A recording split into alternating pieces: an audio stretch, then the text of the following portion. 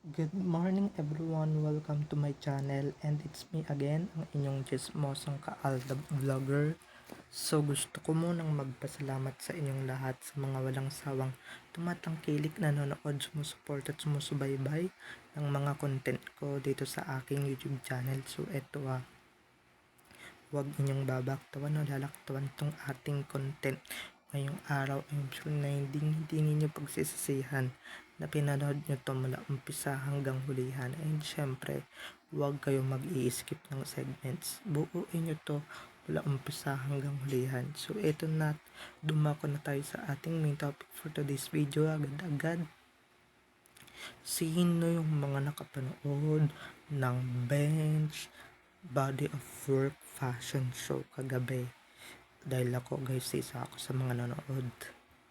Eto guys, si Alden Richards ang bumuka na sa fashion show. So eto na guys, watch this. Mamaya ipapaliwanag ko sa inyo ng buong buo. So eto na guys, watch this.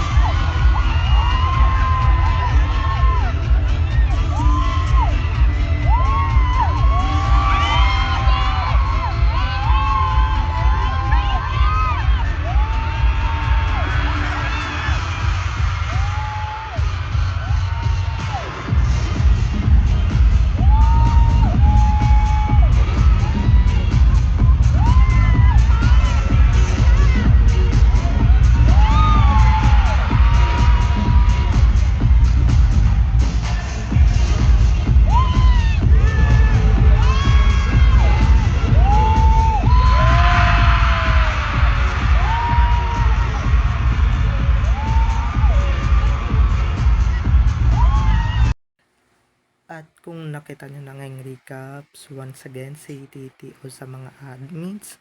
So, eto na, dumako na tayo sa ating main topic for today's video, agad-agad. Like what I said earlier,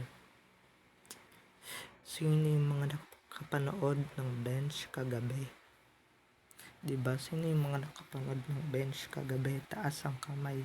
Pero alam ko yung mga ADM hindi naman nanood. Eto na nga no, nung rumampa na or yung nagbukas ng event, nagbukas ng rampahan, aba, di kayo makakapaniwala kung sino yung nag-open. Si Alden lang naman ang nag-open ng event. Guys, oo, si Alden talaga yung nag-event at grabe guys ang tilian kay Alden. Grabe. Diba? Ibig sabihin guys, diba siya yung main star of the event, dahil yung mga sumunod guys hindi natin ilian. Diba, lalong lalo na guys, maraming aso dyan na diba, maraming mga aso dyan na nagtuluan yung mga laway o yung mga tulo-laway, lalong lalo na nung nakita si Alden na nakahubad or nakita nilang hubad si Alden for the first time sa isang fashion show or sa isang kilalang fashion show na kagaya ng Bench, diba, ngayong 2025. Grabe talaga no, sobrang pasabog, sobrang pinaghandaan ni Alden talaga yung event. Talagang siya yung main star ng event or siya yung pinaka main event sa Bench kagabi. Grabe no, marami nang nalalabasan na video. At syempre guys, diba, hindi lang naman yun ang napansin ko. Napansin nyo ba guys, may suot-suot siyang mga singsing. Kaya nako, yung mga nag-a-assume na may lumapit or whatever, ay nako, hindi kayo nagtagumpay sa binabalak ninyo dahil walang ganun mga maret pare. Walang lumapit, walang interactions na nagawa. Paano? Suot-suot niya yung singsing at syempre hindi na niya nasigmura na gumawa ng sarsuela dun sa event, guys. Okay? Kahit na mismong kumpul-kumpul pa sila or nasa iisang frame, hindi sila nag-uusap or hindi sila nag-uusap. Okay? Baka mamaya, 'di ba? May mga kumalat at may mga lumaganap na nag-uusap, 'di ba, during the event, or kita nyo naman kung sino yung kaharutan ni Alden or sino yung biruan ni Alden, di ba? Yung mga dati niyang kasamahan from GMA or yung dati niyang kasamahan from GMA na si Miss Lovey Pau, yun yung kausap niya, yun yung kamusta niya, maski sina Marian at Ding Dong, maski sila Miss Lucy Torres Gomez or sila Sir Richard Gomez, yun yung kausap niya. Pero yung idol nilang, diba, maraming na disappoint, guys. Naku, kung ako sa inyo, wag na kayong ma-disappoint kasi talagang inadya na ng Diyos at inadya na ng tadhana na talagang basagin na talaga ang mga sarsuela ninyo or yung mga kapritsyohan ninyo. Tigil-tigilan nyo na yan, okay? So, wala kaming pakialam kung maghimuta kayo. Lalong-lalo na, guys, pag, no? Lalong-lalo na siguro pag nandun sa main or kung nandoon man siya sa Fashion Week. Ay, nako, talagang si Alden talaga. Wala talagang ilang segundo. Lalapit talaga yan kay main. Pero yung isa, na halatang ginaya talaga si main para lang mapansin. 'Di ba? Wala namang pumansin sa iyo, even Alden, 'di ba? Even Alden, hindi ka naman pinansin ni Tisoy, hindi ka naman kinausap, 'di ba? Kinausap ka naman ni David kasi talagang napapahiya ka na or talagang napahiya ka na dun sa event at talagang nag-expect ka talaga na pumasok si Alden after mong lumampa, pero wala, 'di ba? So ibig sabihin yan, guys, dun sa ginawa ni Alden, tigil-tigilan nyo na yan, tigil-tigilan nyo na yung pagiging ilusyonado at desperada ninyo na meron talagang nagkausap or nagkatabi during this event or during the event. Okay? Tigil-tigilan nyo na yan. Dahil, guys, kayo lang naman yung masasaktan, kayo lang naman yung magiging, diba, kayo lang naman gumagawa ng sarili ninyo yung ikasasakit or ikakalungkot, diba? So, buti nga sa inyo, diba? Buti nga sa inyo. Lalong-lalo na siguro yung mga ilan-ilang sak din, diba? Na nandoon sa fashion show or sa fashion week. Alam ko, mga nagsidaluan yan para makita na magkasama yung dalawa, pero magkasama pero hindi nag-uusap, 'di ba? Or hindi nag-uusap, hindi man lang nagkatabi, 'di ba? Hindi man lang tumabi si Alden dun sa idol ninyong napakagaya-gaya at walang originality na si Sakang, 'di ba?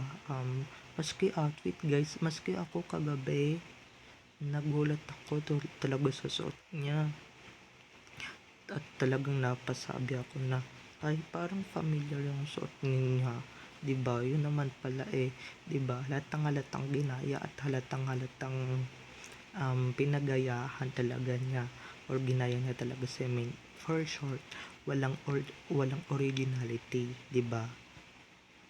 Kung ako diyan, buti na nga lang walang ADN diyan. Ako, kung hindi, maraming bumato ng itlog diyan. 'Di ba? Maraming mga bumato dyan ng tinapay or whatever kasi nga gaya-gaya, 'di ba? Pero hindi ikaw si main para pansinin ni Alden, para tabihan ni Alden, para kausapin ni Alden, or para tsikahin ni Alden. Hindi kasi main, 'di ba? Kitang-kita nyo naman, guys, ang difference, 'di ba?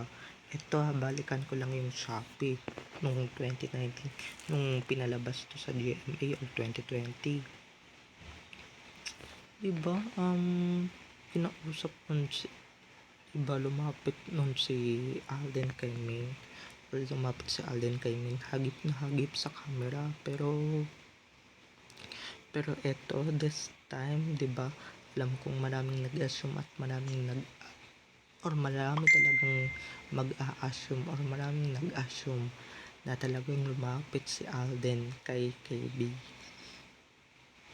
Hindi, okay? Kahit na manghingi pa kayo ng off-cam dyan, kahit na maglabas pa ng yung bench ng off-cam, hindi talaga sila nag-uusap or hindi sila nag-uusap. Diba? Kawawa naman kayo. Yung mga desperado at desperada na oo nga magkasama sila sa event pero hindi sila nag-usap, hindi man lang sila nagtsikahan. Nakaka-disappoint yun, diba? Yung mga antitindi ng pag-a-assume, antitindi ng mga asumero at asumera, pero wala, nga na-disappoint kayo tuloy, na-disappoint kayo sa mga pag ganun, para kayong kawawa, diba? Para kayong pag nung hindi pinagbigyan talagang nagagalit, diba? Wala kaming pakialam kung maghimata kayo, basta kami masaya kami, kung ano man yung nadatnan namin, diba? Ang ganda sa mata, ang aliwalas, diba? And syempre guys, present ang singsing or yung wedding ring, wedding band nila ni Maine. Diba? Kung hindi ninyo nahalata guys, ako mismo nahalata ako sa kamay ni Alden Richards. So bale ilalabas ko yan very very soon or baka bukas, diba? So ayan no, napaka-sexy talaga ni Alden kagabi. Lalong lalo na siguro maraming mga matrona na tulo laki sa mga abs ni Alden kagabi, diba?